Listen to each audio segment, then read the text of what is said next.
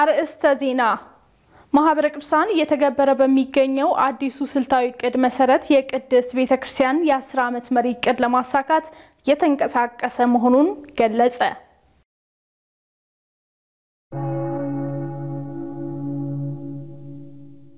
ደጆች ሳይዘጉ ጠቅላላ ማህበር 139 የተዘጉ አብያተ ክርስቲያናትን አስከፍቶ ለአገልግሎት ማብቃቱን አስታወቀ።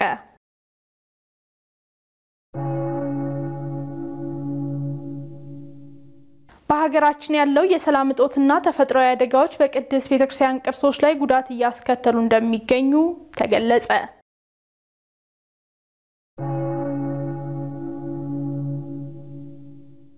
ሰላም እግዚአብሔር ቤተሰቦች ከማህበረ ቅዱሳን ቴሌቪዥን የዕለቱን አብይ ዜና ይዘንላችሁ ቀርበናል። ዜናዎቹን በመምራት በኩል ኤልሳቤት ቤት አብራችሁ ቆይታ ማድረግ ይሆናል። ከዜናዎቹ ጋር አብራችሁን ትሆኑ ዘንድ በአክብሮት ጋብዘን። ማህበረ ቅዱሳን እየተገበረ በሚገኘው አዲሱ ስልታዊ ዕቅድ መሰረት የቅድስት ቤተክርስቲያን የ10 ዓመት መሪ ዕቅድ ለማሳካት እየተንቀሳቀሰ መሆኑን ገለጸ። ማህበሩ በሀገር ውስጥና በውጭ ሀገራት በሚገኙ ማዕከላቱ መሪ ዕቅዱን ለማስተግበር የተለያዩ ሙያዊ ድጋፎችን እያደረገ እንደሚገኝ አስታውቋል። ባልደረባችን ቤተማርያም ተምትሜ ተጨማሪ ይዟል። እዚህ የማህበረ ቅዱሳን ስልታዊ ዕቅድ የቤተክርስቲያኒቱ መሪ ዕቅድ ተከትሎ ያንን ለመደገፍ በሚያስችል ሁኔታ የተዘጋጀ ነው። ቅድስት ቤተክርስቲያን በ10 ዓመት ተገብራቸዋለሁ ብላ የያዘቻቸው መንፈሳዊና ኢኮኖሚያዊ ዕቅዶችን ለመተግበር ማህበረ ቅዱሳን በአዲሱ ስልታዊ ዕቅድ አካቶ በሁሉም ማዕከላቱ እንዲተገበሩ እያደረገ ይገኛል። የስልታዊ ዕቅዳችን ላይ ምን ሚል ገብቷል? የቤተክርስቲያኒቱን መሪ ዕቅድ ተግባራዊ ለማድረግ የሚያስፈልጉ ድጋፎችን ማድረግ የሚል አላማ ሁሉ እንዲካተትበት ተደርጓል። ስለዚህ ይሄንን ተግባራዊ ለማድረግ በሚቻልበት ከ2016 ወደዚህ እየሰራናቸው ያሉ ስራዎች ምንድናቸው? ምንድነው መሪ ዕቅዱ የሚፈልገው? እንደ ማህበረ ቅዱሳን ለዚህ መሪ ዕቅድ ተግባራዊነትና ውጤታማነት ምን ማድረግ አለብን የሚለው በጣም ውይይቶች ተደርገውበታል። ለምን በመሪ ዕቅዱ እንግዲህ 16 ግቦች አሉት። ይሄ መሪ ዕቅድ 8ቱ መንፈሳዊ ዘርፎች ናቸው። 8ቱ ደግሞ የኢኮኖሚያዊ የልማትና የተቋማዊ አደረጃጀትን የተመለከቱ ናቸው። ስለዚህ እነዚህ ውስጥ የተለያዩ ባለሙያዎች ይፈልጋሉ። ለምሳሌ የቴክኖሎጂ ባለሙያዎች ይፈልጋሉ። መሪ ዕቅዱ ላይ እንደተቀመጠው የአይሲቲ ባለሙያዎች ያስፈልጋሉ። ሁለተኛው የህግ ባለሙያዎች ያስፈልጋሉ። ሶስተኛ የሂሳብ አያያዝ ወይም ደግሞ የፋይናንስ ባለሙያዎች ይፈልጋል። አራተኛው ነው የመጨረሻው የሰው ኃይል አስተዳደር ባለሙያዎች ይፈልጋል። ስለዚህ እነዚህ በሙያቸው መሪ ዕቅዱን ማገዝ እንዲችሉ ማህበረ ቅዱሳን በተለይ ብዙ የግቢ ጉባኤ ምሩቃን እንዲሁም በዘርፉ ላይ ትልቅ ልምድ ያላቸው ባለሙያዎችን በአባልነት ስለያዘ ማህበረ ቅዱሳን በየሀገረ ስብከቱ ይሄንን መሪ ዕቅድ እንዲደግፉ በባለሙያ ህብረት እያደራጀ ለሀገረ ስብከት ለቤተ ክህነት መዋቅሮች በሙሉ ድጋፍ እያደረገ ይገኛል። ማህበረ ቅዱሳን በሀገር ውስጥና በውጭ በሚገኙ ማዕከላቱ እንዲሁም የግንኙነት ጣቢያዎች ያሉትን አባላትና ባለሙያዎች በማሳተፍ ከጠቅላይ ቤተ ክህነት መመሪያ በመቀበል ተግባራዊ እንዲያደርጉ አቅጣጫ ማስቀመጡም ተጠቅሷል። ስለዚህ ለተግባራዊነቱ ማህበረ ቅዱሳን እንደ ልጅነት ቅድመ ስራዎችን በቶሎ መስራት አለበትና ያንን ስራ እያከናወነና ያለው ለማዕከላቶቻችንም የሰጠነው አቅጣጫ ይሄ ነው። ማዕከላቶች በጣም ዝግጁ ሆነው መሪ ዕቅዱን አውቀውት ተግባራዊነቱን በሙሉ ድጋፋቸውን እንዲያደርጉ አባላቶቻቸውን እንዲያስተባብሩ የባለሙያዎቹን እንዲያስተባብሩ ከዛ በኋላ ደግሞ የተለያዩ መርሃ ግብራትን እያዘጋጁ ለሱ ድጋፍ የሚሆኑ ነገሮች እንዲያደርጉ እያደረግን ነው። ማህበረ ቅዱሳን በአዲሱ ስልታዊ ዕቅድ አካቶ እንዲተገበሩ እያደረጋቸው የሚገኙ በርካታ ስራዎች መኖራቸው እየተመላከተ ሲሆን እነዚህ ዕቅዶች መተግበራቸው ለቤተ ክርስቲያን ዘርፈ ብዙ ጠቀሜታ እንደሚኖራቸውም ተጠቁሟል። ሁሉም የቤተ ክርስቲያን መዋቅር ላይ ያሉ አካላት መሪ ዕቅዱ ለቤተ ክርስቲያን ትልቅ ጥቅም እንዳለው ማመን አለብን። በቃ ይሄ ምክንያቱም ውስጥ ላይ ያሉት ነገሮች በሙሉ ሲታዩ ቤተ ክርስቲያን ይሄ ክፍተት ገጥሟታል ተብሎ የሚታመኑ ጉዳዮችን ለመሙላት የተዘጋጁ ዕቅዶች ናቸው። እነሱ ተተገበሩ ማለት ትልቅ ለውጥ ይመጣል። ደጆች ሳይዘጉ ጠቅላላ ማህበር 139 የተዘጉ አብያተ ክርስቲያናትን አስከፍቶ ለአገልግሎት ማብቃቱን አስታወቀ። ማህበሩ ከዚህ በተጨማሪ ልዩ ፕሮጀክቶችን በመንደፍ አብያተ ክርስቲያናቱ በገቢ ራሳቸውን የሚችሉበትን ስራ እየሰራ እንደሚገኝም ገልጿል። ተመስገን ፈቃዱ ደጆች ሳይዘጉ ጠቅላላ ማህበር ዋነኛ ዓላማው የተዘጉ አብያተ ክርስቲያናትን አስከፍቶ አገልግሎት በማስጀመር በልማትም ራሳቸውን እንዲችሉ ማድረግ ሲሆን ይህንንም አገልግሎት ለመፈጸም የሚያስችለውን ልዩ የልማት ስራዎችን እየሰራ ይገኛል። ከምስረታው ጀምሮ ከ130 በላይ የተዘጉ አብያተ ክርስቲያናትን በማስከፈት አገልግሎት ማስጀመሩን የማህበሩ የአዲስ አበባ ማዕከል ዋና ስራ አስኪያጅ ሙሉጌታ ተገኘ ተናግረዋል። ከምስረታ ጀምሮ በነበረው አካሄድ እስከ 139 አብያተ ክርስቲያናትን የማስከፈት ስራዎችን ሰርቷል። አሁን ላይ ከማስከፈት አልፎ አብያተ ክርስቲያናት ከ400 በላይ የሚጠጉ እንደሆኑ መረጃዎች አሉ። ነገር ግን አሁን ላይ ወርሃዊ ደሞዝ ቢያንስ ከ54000 ብር በላይ ለተለያዩ አድባራት እና ገዳማት ለአገልጋዮች የሚከፈልበት ሁኔታ ነው ያለው። እንዲሁም ደግሞ የአብነት ትምህርቱን ማስመልክቶ ደግሞ ከ19000 ብር በላይ የተከፈለ የአብነት ትምህርት እንዲማሩ የማድረግ ስራዎችን እየተሰራ ይገኛል። በቀጣይም ማህበሩ ስለሚሰራቸው ስራዎች የገለጹልን ቴዎድሮስ ወንዲፍራው ናቸው። በቅርቡ በ3 ወረዳዎች ላይ እንዲሁ 60 ካህናትን ለማሰልጠን ስራ እንጀምራለን። እዛው ቋንቋውን የሚችሉ ከአካባቢው ያሉ ተወላጅ የሆኑ ልጆች ነው የምናሰለጥነው። መልሰን እንዲያገለግሉ ምን መድባቸው እዛው በቂያቸው ዙሪያ ያሉትን ቋንቋውን በአካባቢያቸው ያለውን ደብር ስለሆነ በየትኛውም የጸጥታ ሁኔታ ወይም ደግሞ የቋንቋ ተጽዕኖ ደብሩን ለቀው ሄዳሉ ብለን አናስብ። ስለዚህ 3 ነገሮችን ይፈቱልናል። አንደኛ ምእመናንና በካህናት መካከል ያለውን የቋንቋ ችግር ፈቺ ሆነው ይወጣሉ። ሁለተኛ በሚፈጠሩ እንዲ ፖለቲካዊ ሆነ የትኛውም የሰላም ችግር ላይ ቀያቸው ስለሆነ ተገንጥለው ወይም ተለይተው እንዲሰደዱ ስለማስችልን እዛው ይቀጥሉና ሶስተኛውና አማራጩ ደግሞ በጣም በትንሽ ወጪ እንዲያገለግሉም እንዲሁም ደግሞ በትንሽ ወጪ እኛም እነሱን ወደ አገልግሎት ለማስገባት የሚያስችለን ስራ እየሰራን ነው። የተሻለ ገቢ የምናገኝበትን ደግሞ ከተማ ውስጥ አንድ ሱቅ መክፈት ሱቆችን ማስፋትና የንዋየ ቅድሳትን ገበያዎች ከተማ ውስጥ ያለው መወደድን ለገጠሩ አገልግሎት በሚውል መልኩ እንዲያስችለን እየተሰራ ያለበት ሁኔታ ነው ያለው። በመጨረሻም በገጠሪቱ ክፍል የሚገኙ አብያተ ክርስቲያናትን አገልግሎት ለማስጀመር በከተማ የሚገኙ አድባራት ሊያግዙ ይገባል በማለት መልእክታቸውን አስተላልፈዋል። አገልግሎቱ አንድ እንደመሆኑ መጠን እዚህ ላይ ምንድነው ከተማ ውስጥ ያሉ አቅም ያላቸው ትኩረት ማድረግ ያለብን የቤተክርስቲያኗን ዓላማ ማስቀጠል ቢቻል ምክንያቱም ቤተክርስቲያኗ ዓላማዋ ምእመናኗን ማብቃት ማድረስ ለመንግስተ ሰማያት የሚሄዱበትን መንገድ ማሳየት መሆኑን ካመንን ገጠርም ከተማም የተለየ አገልግሎት እንዳይኖር ካሰብን ከተማ ያሉ ደብራት አቅም ያላቸው ረጂ ሆነው ለምሳሌ እዚህ ያሉ ደብራት እዚህ ያሉትን የተዘጉትን ቢረዷቸው እዚህ ተትረፍርፎ ወደ ገበያ መልሰን የምናመጣው ጧፍ ገጠር ላይ ብንወስደው አንድ ቅዳሴ መጨረሻ አተው ጨርቃና ነጠላቸውን የሚያነዱበት ጊዜ ላይ አይተናል። ለአንድ ጧፍ አንድ አገልግሎት የሚሳለጥበትን የሚያጡበት መንገድ እዚህ ግን የተረፈ ስለሆነ በተለይ ከተማው ደብራት ይህንንም አተኩሮ ቢያስቡት ብዬ ነው ማምነው። በሀገራችን ያለው የሰላም እጦትና ተፈጥሯዊ አደጋዎች በቅድስት ቤተክርስቲያን ቅርሶች ላይ ጉዳት እያስከተሉ እንደሚገኙ ተገለጸ። በተለይም በሰሜኑ የሀገራችን ክፍል ገዳማትና አድባራት የሚገኙ ቅርሶች የጉዳት ሰለባ መሆናቸው የተገለጸ ሲሆን አስፈላጊውን ጥገና ለማድረግ የሰላም ሁኔታ መሰናከል እንደሆነም ተመላክቷል ሲል ባልደረባችን ዲያቆን ኤርሚያስ ደባሱ በጉዳዩ ላይ ተጨማሪ ይዟል። በጎርፍ በናዳና በሌሎች ተፈጥሯዊና ሰው ሰራሽ አደጋዎች የቅድስት ቤተክርስቲያን ቅርሶች ያሉበትን አሁናዊ ሁኔታ በተመለከተ በሰሜን ወሎ ሀገረ ስብከት የቅርስ ጥበቃና አስተዳደር ዋና ክፍል ኃላፊ የሆኑት ቀሲስ ሀብቱ ሞላ ገልጸዋል። የኮሮና ያታይዞ ያው እንቅስቃሴ ራሱ ችግር አለው። ቱሪስት አልነበረውም።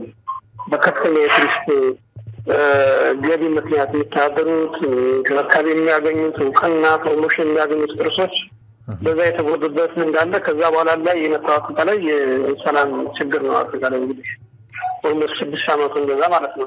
ቅርሶቹ የጉዳት ሰለባ እንዳይሆኑ በመከላከል ረገድ ያደረጉት ያለውን ጥረት በተመለከተም እንደሚከተለው ገልጸውልናል። በምግብ ዋስትና በኩል በቅርስ ጥበቃ በቱሪዝም ተቋማትን በኩል በእነሱ ቢያንስ ወሳኝ የሆኑ የጥገና ባለሙያዎች ተልከው ጉዳታቸውን ለይተው ወር ላይ እንዲያሳውቁና በጀት እንዲላክላቸው ማድረግ አንዳንድ የሙዚየም ሽፋን የሚያስፈልጉ ነው ወደ ሙዚየም ጥበቃ እንዲመጡ የዛ በጀት እንዲለቀቅ ማድረግ እንደዚሁም ደግሞ የጥገናና የጎርፍ ማስከልበስ ስራዎች አንዳንድ ከግብርና ጋር የሚሰሩ ስራዎች ነው ባለሙያዎች በዛ መልኩ ከአካባቢው ማህበረሰብና ከቤተክርስቲያን ጋር መተባበር እንዲሰሩ ማድረግ የተለያዩ ደብዳቤዎችን እየጻፉ እያሳወቁ የድርሻቸውንና ያው በቅርስ አዋጁ መሰረት የሚወጣቸውን ኃላፊነቶች እንዲወጡ እያደረግን ያለ ነው።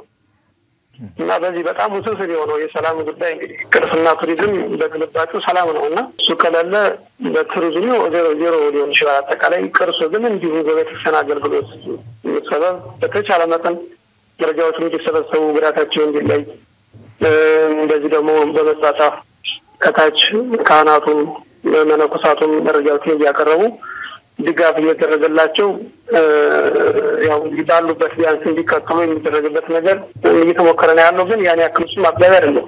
በመሆኑም የሚመለከተው ባለድርሻ አካል ለቅድስት ቤተክርስቲያን ቅርሶች መጠበቅ የድርሻውን ሊወጣ እንደሚገባም አሳስበዋል። ብዙዎቹ ከቅርስ ባለሙያዎች እንቅስቃሴ ከቅርስ ፈንድ ማሰባሰብ ጋር ከአጠቃላይ ቅርስ ጥበቃና ጥናትና ጥበቃ ወንጣን ከሚመራቸው አሰራሮች ጋር የሚሉ ናቸው። የጥናት ስራዎቹም የክትትል ስራዎቹም የድጋፍም አጠቃላይ የጥገና ስራዎቹም ከዛ ጋር ነው። ባለሙያዎች መሄድ አለባቸው። ማጥናት የሚያጠኑት መሄድ አለባቸው። የሚጠዱት መሄድ አለባቸው። ገንዘብ ለዛ ተብሎ መሰብሰብ አለበት። አሁን የሚሰበሰቡ ገንዘብ ያው የምታየው ነው ለኑሮ ዋስትና የተያዘ ነገር ነው።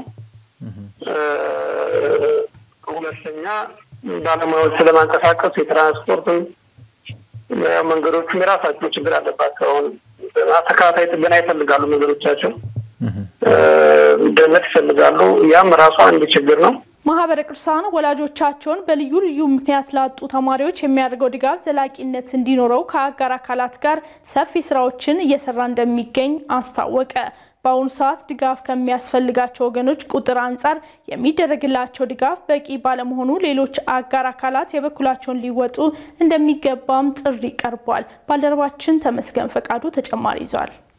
የማህበረ ቅዱሳን ሙያ ማህበራዊና ኢኮኖሚያዊ አገልግሎት ከሚሰጣቸው አገልግሎቶች ውስጥ አንዱ ወላጆቻቸውን በልዩ ልዩ ሀገራዊ ቀውሶች ምክንያት ላጡ ተማሪዎች የተለያዩ ድጎማዎችን እንደሚያደርግ በማህበረ ቅዱሳን ሙያ ማህበራዊና ኢኮኖሚያዊ አገልግሎት ውስጥ የፕሮጀክትና ገቢ አሰባሰብ ባለሙያ ጣይቱ ማስረሻ ተናግረዋል። በተለያዩ በተፈጥሮና ሰው ሰራሽ ቀውሶች መካከል ምክንያት ብዙ ቀውስ የደረሰባቸውን የማህበረሰብ ክፍሎች በቋሚነትም በጊዜያዊም በተለያዩ የድጎማ ፎርም ወይ ደግሞ የድጎማ መልክ የሚደጎምበት ክፍል ነው ማለት ነው። ከነዚህ መካከል እንግዲህ ጊዜያዊ የምግብ ድጋፍ የሚባል አለ፣ የተማሪዎች የትምህርት ቁሳቁስ የሚባል ድጋፍ አለ፣ የተማሪዎች ወርሃዊ የትምህርት ድጎማ የሚባሉ የድጋፍ አይነቶች አሉ ከማህበራዊ ዘርፉ መካከል ማለት ነው። የተማሪዎች ወርሃዊ የትምህርት ድጎማ የሚባለው በቋሚነት በዘላቂነት ያለው ተማሪዎች በተለያዩ ቀውሶች ምክንያት ቤተሰቦቻቸውን አሳደጊያቸውን አጥተው ከትምህርት ገበታቸው ተቋርጠው ወይ ደግሞ ትምህርታቸውን ትተው ለተለያዩ አልባሌ ተግባራት እንዳይጋለጡ የሚያግዝ ነው። ኦልሞስት ወደ 3 አመት ሆኖናል ከጀመርነው። እሱን እየሰራን ያለነው አሁን። በተጨማሪም የሚያደርገው ድጋፍ ዘላቂነት እንዲኖረው ከአጋር አካላት ጋር ሰፊ ስራዎችን እየሰራ እንደሚገኝም ገልጸውልናል። ከዚህ 2-3 እጥፍ ተማሪዎችን በመደጎም ወይ ደግሞ በመታደግ የወደፊት ህይወታቸውን እንዲያስተካክሉ በጣም መስራት ይጠበቅብናል። አጋር አካላትንም እያሰባሰብን ስራውን እንዲሰሩ መረጃዎችን ያለውን ነባራዊ ሁኔታውን ማሳወቅ፣ ሰዎችን ማገናኘት፣ ድጋፉን እንዲያደርጉ ወይ ደግሞ ተጠቃሚዎችን ከድጋፍ ከሚያደርጉ ሰዎች ጋር የማገናኘት ስራዎች በሰፊ እየሰራን ያለነው። በመጨረሻም በአገልግሎቱ የነበሩ ጠንካራና ደካማ ጎኖችን በማንሳት እያደረጉት ስላለው ክትትልም ባለሙያዋ ገልጸውልናል። እንደ ጠንካራ ጎን ለማንሳት ያክል ጉዳት የደረሰባቸውን ሰዎች ነው እያየን ያለነውና በሰዓቱ ማንም የሚያያቸው ሰው አጥተው በተቸገሩበት ሰዓት ይህን ፕሮጀክት አስቦ ተግባራዊ ማድረጉ ትልቁ የማህበሩ ጠንካራ ጎን ነው። ከዚህ በተጨማሪ ደግሞ የዕለት ክትትል አለ። ምን እንደደረሱ ያሉበትን አፕዴት የሆኑ መረጃዎችን በመሰብሰብ ለደጋፊ አካላትም ጭምር ያሳውቃል ማለት ነው። ደካማ ጎን የሚባለው ግን ስንት ሺህ አሳዳጊ የሌላቸው ትምህርታቸው መማር ያልቻሉ ተማሪዎች ባሉበት ሀገር ተባባሪና አጋር ግለሰቦችን ማግኘት አለመቻል ትልቅ ችግርና ድክመት ነው። ቅድስት ቤተክርስቲያን በመንፈሳዊ አገልግሎት እንድትጠናከር እንዲሁም በኢኮኖሚና በልማት ተኮር ጉዳዮች ላይ ወደ ተሻለ ደረጃ እንድትሸጋገር በውጭ ሀገራት የሚኖሩ ኦርቶዶክሳውያን ሚናቸውን ሊወጡ እንደሚገባ ተጠቆመ። ይህ በእንዲህ እንዳለ የቅድስት ቤተክርስቲያን ዶግማ፣ ቀኖና፣ ትውፊት ብሎም ሃይማኖታዊ አስተምሮ እንዲጠበቅ ኦርቶዶክሳውያን ኃላፊነት እንዳለባቸውም ተነግሯል። ቤተማርያም ተምትሜ ቅድስት ቤተክርስቲያን የምትሰጠው አገልግሎት በተሻለ መልኩ እንዲፈጸም ብሎም እንዲስፋፋ በውጭ ሀገራት የሚኖሩ ዜጎች የማይተካ ሚና አላቸው። በዚህም ቅድስት ቤተክርስቲያን በልማትና በኢኮኖሚ ራሷን እንድትችል ብሎም በአገልግሎት ወደ ተሻለ ደረጃ እንድትሸጋገር በተለያዩ ዓለማት ያሉ ኦርቶዶክሳውያን ትልቅ አስተዋጽኦ እንዳለባቸው ተመላክቷል። በተለያዩ ዓለም ሀገራት ያሉ ኦርቶዶክሳውያን ምሁራን አሉ። ስለዚህ እነሱ የፕሮጀክት ጽንሰ ሐሳቦችን ማጋራት አለባቸው ብዬ ነው የማስበው። ሁለተኛ የባለሙያ ትስስር መፍጠር ለምሳሌ በቴክኖሎጂው የተሻለ ሀገር ካለ ለሀገራችን ለኢትዮጵያ በሚሆናት መንገድ ፕላትፎርሙን አዘጋጅቶ የፕሮጀክት መጋራት የቴክኖሎጂ መጋራት በዚያውም ደግሞ የባለሙያ መጋራትም ያስፈልጋል ብዬ አምናለሁ። ሶስተኛ የገንዘብና የቁስ መጋራት ያስፈልጋል። ኢኮኖሚና ልማት ላይ ቤተክርስቲያን ከፍ እንድትል የውጭ ሀገር ምእመናን በሙያቸው በእውቀታቸው በገንዘባቸው ፕሮጀክት ተኮር ስራዎች ላይ ቢሰሩ የተሻለ ቤተክርስቲያን ከፍ ትላለች። ኦርቶዶክሳዊ ምእመናን ባሉበት የዓለም ክፍል ሆነው የቅድስት ቤተክርስቲያንን አገልግሎት ሊያስፋፉና ስርዓቱን ሊያስተዋውቁ ይገባልም ተብሏል። አንደኛ አውደሪ በቋንቋቸው በማዘጋጀት የኢትዮጵያ ኦርቶዶክስ ተዋሕዶ ቤተክርስቲያን ትውፊቷ የአገልግሎቷ መንፈሳዊ ሴቷ ሁሉ እንዲስፋፋ ማድረግ አለባቸው ብዬ አስባለሁ በውጭ ዓለም የምንኖር ኦርቶዶክሳውያን። ሁለተኛው በቋንቋቸው አሁንም በውጭ የዓለም ላሉት ሰዎች ተደራሽ በሚሆን አግባብ እንደየ አካባቢው ስለሚላይ አሁንም በቋንቋቸው መጽሐፍትን መተርጎም ያስፈልጋል። ልጆቿ ኦርቶዶክሳውያን ልጆቿ በውጭ መኖራቸው ትልቅ ፋይዳ አለው። ምክንያቱም አንደኛ የተማሩ ናቸው፣ ሁለተኛ ቤተክርስቲያንንም በውል የተረዱ ናቸው። በተለይ ወደ ውጭ ሲሄዱ አብዛኞቹ በዚህ ዘርፍ ስለሆነ በሙያም በሳይንሱም በሁለቱም የተሳለጡ ናቸው አብዛኞች።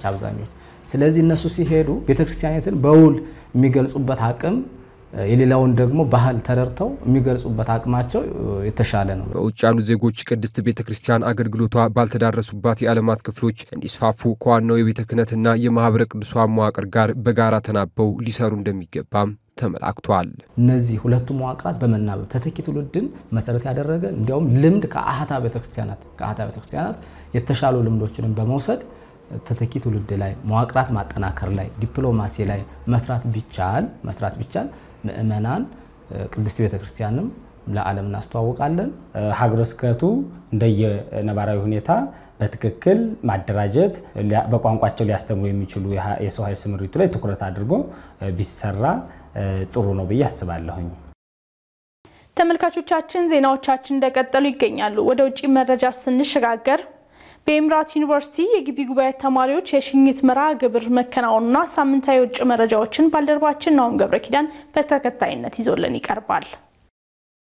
ብፁዕ አቡነ ዲሜትሪዮስ የሊባኖስ የተባበሩት አረብ ኤሚሬትስና የመካከለኛው ምስራቅ ሀገረ ስብከት ሊቀ ጳጳስ በስልክ ባስተላለፉት መልእክት በመጪው ክረምት ለቤተ ክርስቲያን አገልግሎት በምትሄዱበት ሁሉ እግዚአብሔር ከልዩ ልዩ ፈተናዎች ይጠብቃችሁ፣ ለዚህም በጸሎት ከጎናችሁ ነን ሲሉ ተናግረዋል። በተጨማሪም ማህበረ ቅዱሳን በሀገር ውስጥና በውጭ ዓለም በሚገኙ የግቢ ጉባኤያት በኩል ወደ ከፍተኛ ትምህርት ተቋማት የሚገቡ ተማሪዎችን ከመቀበል ጀምሮ በግቢ ቆይታቸው መንፈሳዊ ሕይወታቸው እንዲጠናከር የተለያዩ ትምህርቶችን በመስጠት እንዲያገለግሉ በማድረግ ረገድ ከፍተኛ ስራ እየሰራ እንደሆነ ተገልጿል። ሆን በማህበረ ቅዱሳን የአቡዳቢ ልዩ ግንኙነት ጣቢያ ዘግበዋል።